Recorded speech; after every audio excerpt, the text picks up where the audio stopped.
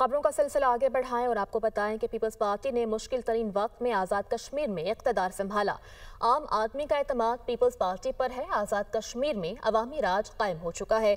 2026 में peoples party Azad Kashmir में हुकूमत बनाएगी। बाग में जलसे से खिताब करते हुए वज़ीर आज़म आज़ाद कश्मीर फैसल मुमताज़ राठौर का कहना था कि बाग को बिग सिटी का दर्जा दे दिया गया है। हेल्थ कार्ड को काबीना की मंजूरी से दोबारा से फाल कर दिया गया, जबकि हेल्थ कार्ड के जरिए हर शहरी 10 लाख रुपए तक मुफ्त इलाज करवा सकेगा।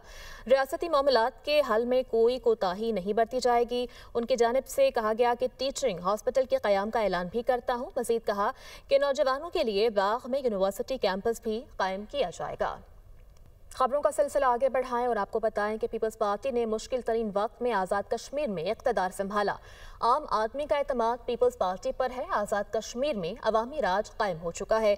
2026 में पीपल्स पार्टी आज़ाद कश्मीर में हुकूमत बनाएगी। बाग में जलसे से खिताब करते हुए वज़ीर आज़म आज़ाद कश्मीर फैसल मुमताज़ राठौर का कहना था कि बाग को बिग सिटी का दर्जा दे दिया गया है। हेल्थ कार्ड को काबीना की मंजूरी से दोबारा से फाल कर दिया गया, जबकि हेल्थ कार्ड के जरिए हर शहरी 10 लाख रुपए तक मुफ्त इलाज करवा सकेगा।